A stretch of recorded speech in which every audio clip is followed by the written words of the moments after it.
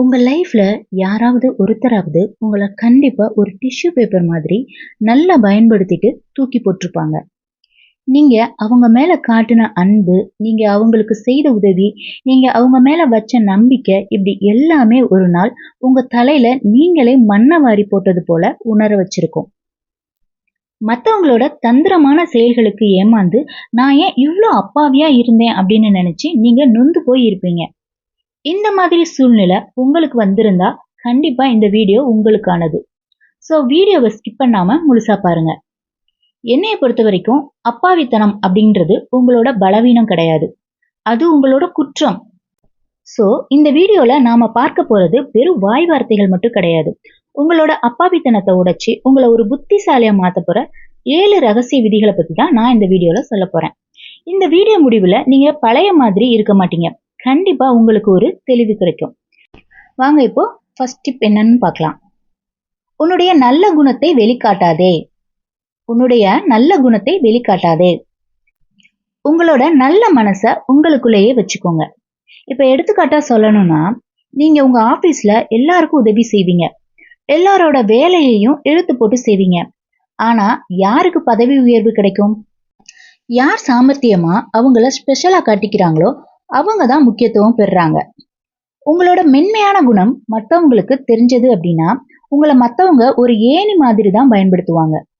நீங்க நல்லவங்களா இருங்க, ஆனா அதை விளம்பரம் செய்யாதீங்க, வெளிப்படுத்தாதீங்க. சரியான இடத்துல சரியான மனிதர்கள் கிட்ட மட்டும் உங்களோட சாஃப்ட் நேச்சரை வெளிப்படுத்துங்க. மற்ற இடத்துல உங்களோட திறமையை மட்டும் காட்டினா போதும். டிப் நம்பர் 2, இல்லை என்று சொல்லும் தைரியம். இல்லை என்று சொல்லும் தைரியம். உங்ககிட்ட ஒரு ஃப்ரெண்டு வந்து பணம் கேட்குறாங்க அப்படின்னு வச்சுக்கோங்க. ஆனா அது ஒரு நல்ல விஷயத்துக்காக கிடையாது அப்படின்றது உங்களுக்கு நல்லாவே தெரியுதுன்னு வச்சுப்போம். அப்ப என்ன பண்ணுவீங்க? உங்க ஃப்ரெண்டோட நட்பை இழந்துடக்கூடாது அப்படின்னு சொல்லிட்டு நீங்க பணத்தை எடுத்து கொடுத்துருவீங்க. இது ரொம்ப பெரிய தப்பு. இது ஒரு வகையான அடிமைத்தனம். உங்களுக்கு ஒரு விஷயம் பிடிக்கல, ஒரு விஷயம் சரியில்லை அப்படின்னு தோணுச்சுன்னா சம்பந்தப்பட்டவங்க கிட்ட அவங்களோட முகத்துக்கு நேராவே சாரி என்னால முடியாது அப்படின்னு டைரக்டா சொல்லுங்க. நீங்க சாரி முடியாது அப்படின்னு சொல்லும்போது அது ரூடான பதிலா இருக்காது.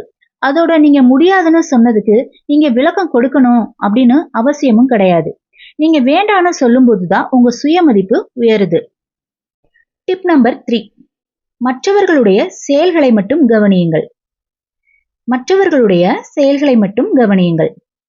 நீதான் என்னோட பெஸ்ட் ஃப்ரெண்டு, உன்னை விட்டா எனக்கு யாரு இருக்கா, இந்த தடவை மட்டும் எனக்கு ஹெல்ப் பண்ணு, நெக்ஸ்ட் டைம் உன்கிட்ட கேட்கவே மாட்டேன். இந்த மாதிரி ஏமாத்து வார்த்தைகளை எத்தனை தடவை கேட்டிருப்பீங்க? ஒரு புத்திசாலி இந்த இடத்துல கண்டிப்பா யோசிச்சுதான் முடிவெடுப்பாங்க. ஒருத்தர் நம்ம கிட்ட சொல்ற நம்பிக்கை தர்ற மாதிரியான வார்த்தைகளை தவிர அவங்க கடந்த காலத்துல எப்படி நடந்துகிட்டாங்க அப்படின்றத பாருங்க. ஏன்னா சொற்கள் வந்து இன்னைக்கு விலை மலிவா இருக்கு. யார் வேணா என்ன வேணா பேசலாம், எப்படி வேணா மாத்தி மாத்தி பேசலாம். ஆனா செயல்கள் வந்து விலை மதிப்பற்றவை. அது ஒரு மனிதருடைய குணத்தை வெட்ட வெளிச்சமா காட்டும். அதாவது சுருக்கமா சொல்லணும் அப்படின்னா ஒரு மனிதனோட செயல்கள் தான் அவனோட தரத்தை நிர்ணயிக்குது. அதனாலதான் சொல்றேன், ஒருத்தவங்க பேசுற வார்த்தைகளை நம்பாதீங்க, அவங்களுடைய செயல்களை கவனிச்சு அவங்கள நம்புங்க. டிப் நம்பர் 4, உணர்ச்சிகளுக்கு அடிமையாகாதீர்கள். உணர்ச்சிகளுக்கு அடிமையாகாதீர்கள்.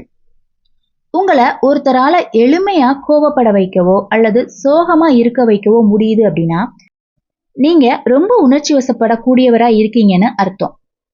உங்களோட எமோஷன்ஸை கட்டுப்படுத்துங்க.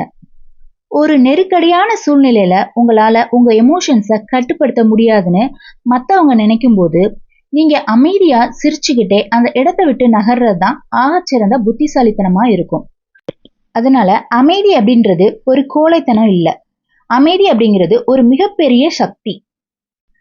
டிப் நம்பர் 5, சுய பச்சாதாபத்தை தவிர்த்தல். சுய பச்சாதாபத்தை தவிர்த்தல்.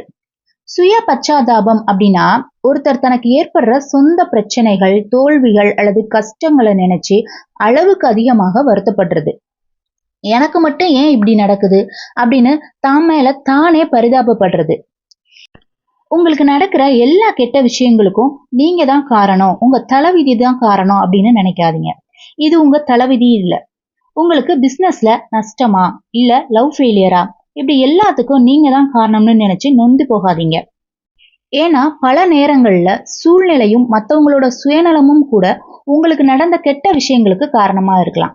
நல்லா அனலைஸ் பண்ணி பாருங்க. உங்க மேல தப்பு இருந்தா உங்களை திருத்திக்கோங்க. ஆனா பழிய மட்டும் உங்க மேலேயே தூக்கி சுமக்காதீங்க. டிப் நம்பர் 6, மன்னிப்பு மற்றும் மறதி. மன்னிப்பு மற்றும் மறதி. மன்னியுங்கள் ஆனால் மறக்காதீங்க அப்படின்னு விவேகானந்தர் சொல்லியிருக்கிறாரு. சோ உங்களை யாராவது காயப்படுத்தி இருந்தா அவங்கள மன்னிச்சிடுங்க. ஏன்னா உங்க மனசுல பாரத்தை சுமக்காம இருக்க அவங்கள மன்னிச்சிடுங்க. ஆனா அவங்க செஞ்ச துரோகத்தை மறந்துட்டு மறுபடியும் அவங்க கிட்ட போகாதீங்க. உங்ககிட்ட அவங்களா வந்தாலும் மறுபடியும் அவங்கள நம்பாதீங்க. ஏன்னா ஒருத்தர் உங்களை ஒரு தடவை ஏமாத்தினா அது அவங்களோட தப்பு. ஆனா 2ஆம் முறையா அவங்க கிட்ட நீங்க ஏமாந்தா அது உங்க தப்பு தான். பாம்பு கடிச்சதுன்னா விஷத்தை இறக்கணும். ஆனா அந்த பாம்பை தடவி கொடுத்தா அது மறுபடியும் வந்து கடிக்கத்தான் செய்யும். டிப் நம்பர் 7, நீங்க உறுதியாக இருப்பதாக நம்புங்க. நீங்கள் உறுதியாக இருப்பதாக நம்புங்கள். பொதுவா ஒண்ணு சொல்லுவாங்க, இந்த உலகம் நல்லவங்களை கொண்டாடும் அப்படின்னு. ஆனா அதை யாரும் நம்பாதீங்க. இந்த உலகம் புத்திசாலியா இருக்கிறவங்களுக்கும் வலிமையானவங்களா இருக்கிறவங்களுக்கும் மட்டும்தான் முக்கியத்துவம் கொடுக்கும். விவேகானந்தர் சொல்லியிருக்கிறாரு, நீ எதை நினைக்கிறாயோ அதுவாகவே ஆவாய் அப்படின்னு. உங்களை நீங்க ஒரு பலவீனமான அப்பாவி அப்படின்னு நினைச்சிட்டு இருந்தா அப்பாவியா தான் இருப்பீங்க.